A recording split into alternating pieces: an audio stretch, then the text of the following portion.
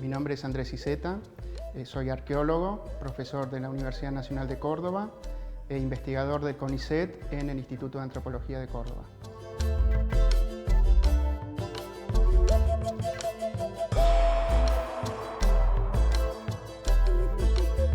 Bueno, el proyecto del Museo Viajero comienza en el año 2011. Fue una iniciativa que se hizo desde el Museo de Antropología de la Universidad Nacional de Córdoba, en conjunto con la CENAF del Gobierno de la Provincia de Córdoba, y tenía como objetivos en su principio trabajar el concepto de identidad cultural relacionado con la cuestión de derechos humanos y que bueno, básicamente se focalizaba en esta población infanto-juvenil de la ciudad de Córdoba.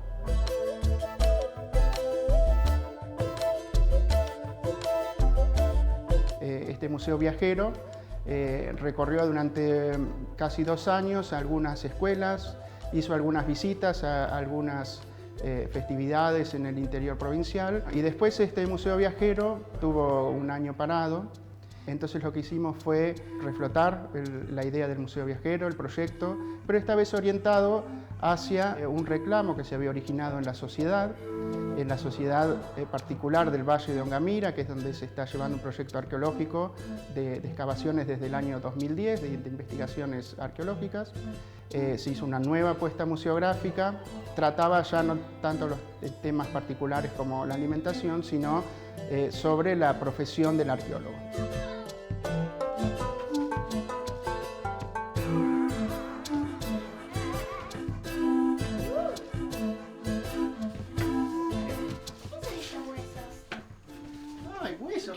Huesos y piedras.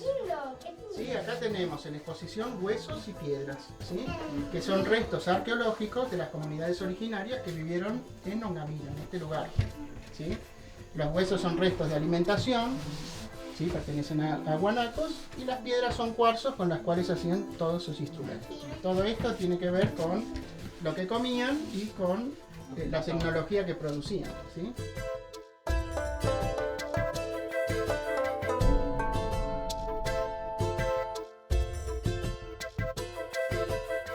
La cultura material, o sea, los objetos arqueológicos que uno extrae en las excavaciones, pasan por todo un proceso de conservación, de limpieza, de catalogación, de estudios, de distintos análisis.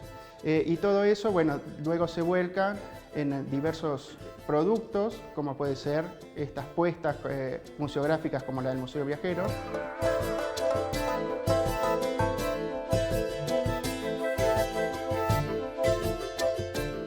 Ponemos un poco en tensión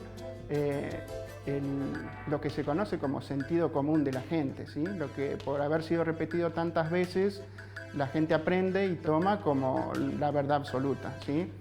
Ejemplos de los 90 es que sociedades originarias no había más en Córdoba. los originarios cordobeses pasaron al olvido hasta que volvieron algunos procesos de etnogénesis y se volvió a hablar de comechingones, de sanavirones y de diversas comunidades. Y hoy en día el Museo Viajero también quiere transmitir eso un poco, ¿no? Que los pueblos originarios viven con nosotros y que muchos de nosotros probablemente estemos más relacionados con los originarios que con los europeos.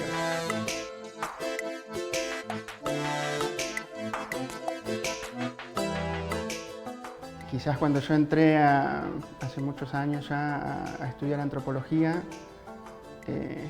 no sabía muy bien qué era la antropología. Y tenía esta idea que tiene mucha gente, ¿no? De la aventura y el misterio. Y un poco la elección de por qué antropología fue porque no quiero estar sentado en un escritorio. Somos empleados del Estado y como empleados tenemos que devolver a la sociedad lo que nos está pagando. Creo que desde lo digital, desde la arqueología pública, desde estos proyectos que llegan a gente que no está integrada a los circuitos museológicos, bueno, permite esa devolución a la sociedad, además de la felicidad que nos puede provocar a nosotros como individuos, ¿no?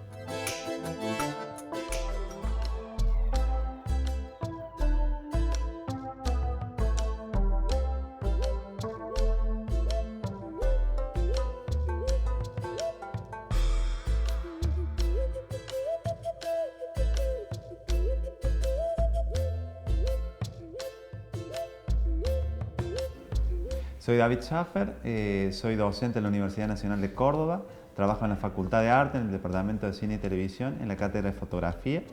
Actualmente dirijo el proyecto Imágenes, Huellas y Supervivencia, donde trabajamos sobre fotos tomadas por la Policía de Córdoba en la década de 1970.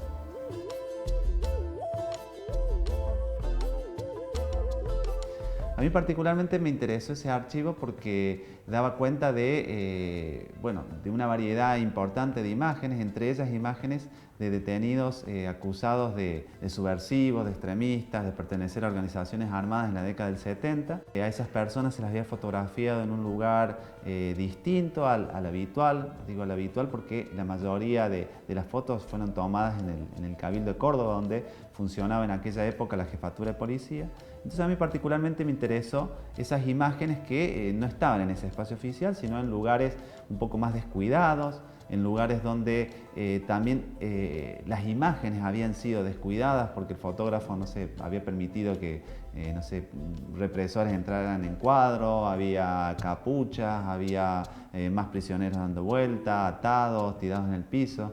Entonces el primer impulso fue indagar dónde habían sido tomadas esas fotos, dónde esas personas habían sido fotografiadas. ¿Cómo te das cuenta de que acá es la pared en la que me tomaron una foto a mí, por ejemplo? Bueno, nosotros lo hacemos eso a partir de haber visto muchas imágenes tomadas de diferentes puntos de vista. Hay algo singular que es que el fotógrafo trabajaba en planos muy amplios y dejaba ver partes del entorno donde estaba el prisionero que fotografiaba, y lo hacía desde puntos de vista distintos. Entonces, a partir de un lugar se pueden seguir otros lugares. Yo, por ejemplo, creo que el único lugar que en principio pude darme cuenta, pero a partir también de relatos de otros, es lo del tranvía. Y después, por ejemplo, los banquitos de cemento, los buscaba por todos lados, no tenía idea de dónde estaban, y jamás me hubiera dado cuenta de que acá había una pared, que ahí había sido. Fue muy difícil reconstruir, creo que para todos nosotros fue muy difícil reconstruir cuáles eran los lugares y todo eso, por todas las transformaciones que hubo, ¿no? Sí, las transformaciones se dan sobre el final del 75, pero lo que hacen es realmente cambiar la fisonomía del lugar de un modo bastante contundente, porque los espacios se achican, empiezan a haber cuartos donde antes no había. Perdón, pero te voy a decir ese sonido para nosotros. Bueno, fue como el sonido que nos indicaba claramente dónde estábamos, y además Semana Santa, te imaginas lo que fue ese sonido, ¿no? Todo el tiempo, y las misas y toda la cosa que se escuchaba acá, mientras nosotros, por supuesto que estábamos en medio de la tortura, ¿no? Claro.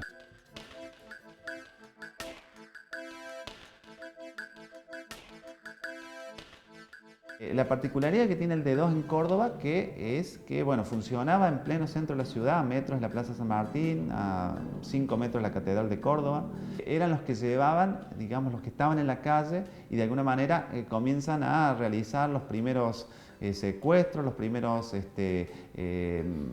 esa gente se la lleva a este lugar, como digo, en pleno centro, se la mantiene a veces una semana, 2 semanas, secuestradas, sin que ni sus familiares ni sus amigos sepan qué podía pasar ahí, ¿no? Y en algunos casos, como decía recién, o se los traslada, o bueno, hay casos también que han muerto en el mismo D2 o que han sido desaparecidos, ¿no?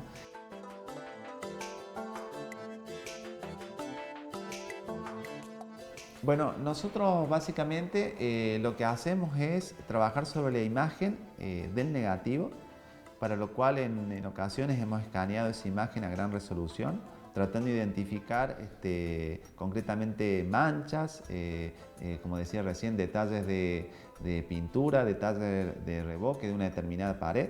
La idea de identificar esas marcas o esos índices, para ser un poquito más técnico sobre esas paredes, implica un trabajo bastante minucioso, puesto que en muchas ocasiones aparece, visto rápidamente, como un muro blanco con algunas manchas de humedad o de revoque o, por ejemplo, manchas de huellas. Entonces, a partir de esos pequeños indicios, nosotros comenzamos a asociar imágenes, ¿no? Es decir, a partir de una imagen tomada sobre una pared que, por ejemplo, daba al este, comenzamos a seguir una huella y comenzamos a seguir los desplazamientos del fotógrafo sobre esa pared a los fines de ampliar el ángulo de visión que le daba el objetivo que el fotógrafo utilizaba en su cámara en ese momento, para de alguna manera empezar a reconstruir paso a paso lo que podía ser el lugar donde tomaba la foto, ¿no? ¿La línea de la pintura dónde está? Acá.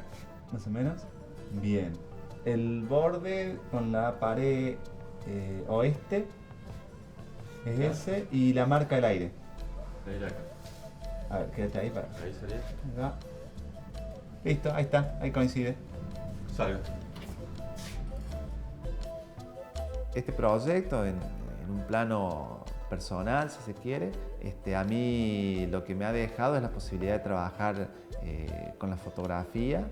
Para los que somos apasionados de la imagen fotográfica, es un proyecto que permite trabajar la imagen en un sentido bastante amplio, desde lo físico, desde el soporte, hasta las lecturas posibles que se pueden hacer de esa imagen. Eso por un lado. Y por otro lado, nos planteamos a futuro poder indagar más en aspectos, si se quiere, antropológicos, donde nosotros no solamente trabajemos sobre la identificación de los lugares, los cambios estructurales que sufrió ese inmueble, sino cuestiones del quehacer, ¿no? De lo que ocurría ahí, ¿no?